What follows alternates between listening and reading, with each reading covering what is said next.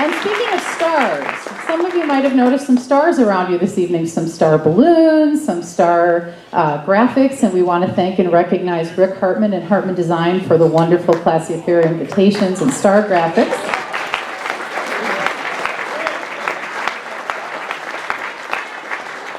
When we saw those graphics, we started thinking a little bit about stars. You know, this time of year when it gets colder, it seems like the stars outside are sharper and clearer and brighter. And we started thinking about the fact that stars have an elemental power. You know, they're burning balls of energy, they're burning balls of fuel that light the sky. But stars also have metaphorical power, because we think about stars as being something that we steer by. We think about stars as being something that point the direction for us for where we want to go. But you know, if you think about it, stars are a long, long, long way away, and they're pretty remote. And sometimes we might find ourselves wondering, is there a source of light and heat and comfort somewhere closer than up in the sky? Well, the answer was given to me by a youth team member about 20 years ago, a young person who came up to me and said, "Jen, I just designed this t-shirt for the youth team." And she pulled out this t-shirt that she had literally drawn on in crayon, and it had a picture of a flame, and it had a quote on it that said, "If the world is cold, make it your business to build fires."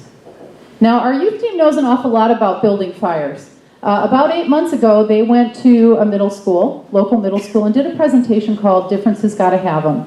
And they stood up in front of about 500 middle school kids saying that it's important to treat people with dignity and respect, saying that bullying is wrong, and saying that everyone deserves a chance. Now, we did that presentation and, you know, thought, I hope the message was received, I hope the kids understood. And after the presentation was over, a guidance counselor came up to us and she said, "Can I address the group?" And she took the microphone, and this was just our volunteers, our kids, and the guidance counselor started to cry. And she said, "I'd like to tell you something that happened after your presentation."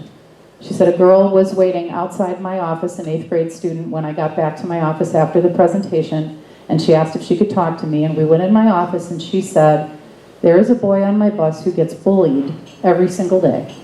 And when this started, she said, I tried to do something about it. I tried to tell these kids that this was wrong, and it didn't really work. They didn't listen to me. And so now I just sit there and I scrunch down in my seat and I put my headphones on and I pretend that it's not going on.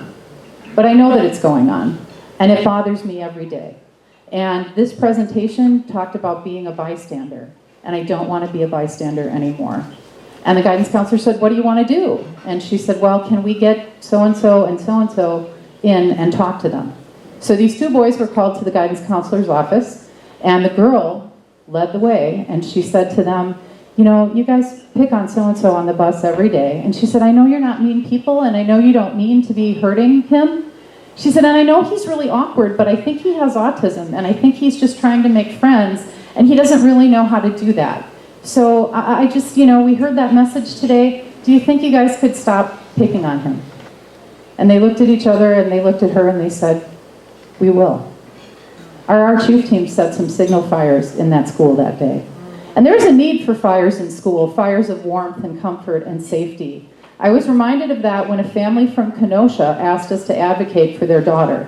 They drove up from Kenosha with her individualized education plan saying, "We have a disaster going on with this school. For the 8 years that our daughter has been there, it's gotten worse and worse and worse. They're not giving her the services that she needs, and our meetings are terrible. We end up shouting at each other. There's all this open hostility in the air. The special ed director has a vendetta against us. It's terrible." So over the course of a couple weeks, as we prepared for their IEP meeting, their next meeting with the school, we talked a lot about crystallizing our intent and just focusing on the things that are most important and how to let go of things that don't matter as much. And the parents kind of took that message to heart, and we walked into the meeting, and believe it or not, one of the goals for this 8th grader on her IEP was to use fewer than 5 pumps of soap when she washes her hands. And so the meeting started, and the hostility started right away. And there were all kinds of exchanges back and forth between the parents and the school. "Well, we sent you an email about that, and we sent you this," and they're going back and forth, and they're arguing. And finally the dad says, "Wait a minute." He says, "My daughter's smart. She can learn. At the end of the day, I don't care how many pumps of soap she uses. Could you folks just please help us and teach my daughter the things she needs to know to have a good life? All the education professionals looked down in chagrin, and they looked back up and smiled, and 30 minutes later we walked out of that meeting, and there were new goals, good goals for Virginia and her education. Another fire in a school. Another place we have a lot of actual fires is Arch Camp Powwow. Although the moment that I remember the most from this past summer was in the middle of the day, so there were no actual fires. And this was a moment when our counselors had set up a pretty diabolical obstacle course for the campers to complete. And we decided that the rule was, because this was transition camp where you're working on life skills, the rule was going to be that everyone had to participate. Everyone had to try the obstacle course. Because as my friend Sarah Barron, who's a wonderful professional educator, says, you can't say you can't play. Well, there was one camper, Emily, who's a little tiny girl with Down syndrome and a little page boy haircut, and everybody else was getting ready for the obstacle course, and Emily was sitting there with her arms folded and she's shaking her head.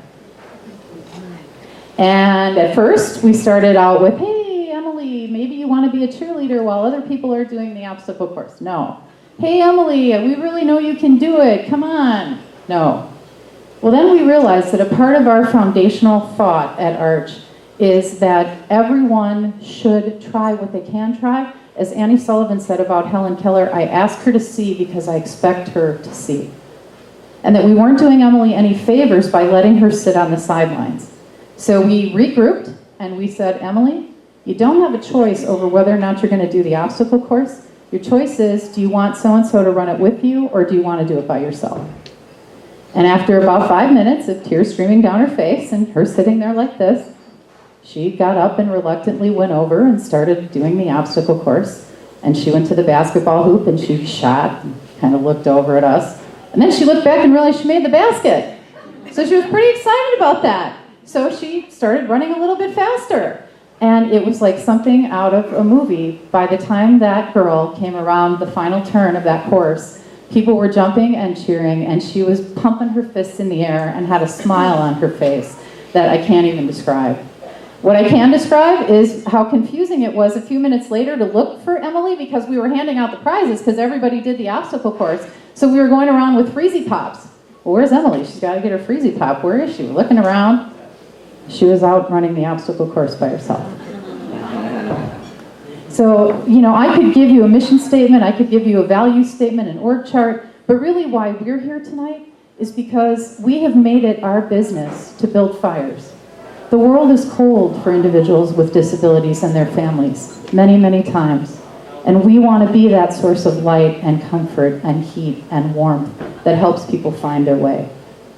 In the beautiful 1985 film Out of Africa, the Baroness Karen Blixen, played by Meryl Streep, is preparing to leave Africa after 17 years. Her trusted servant, Farah, who's going to be left behind, is trying to understand the impending separation.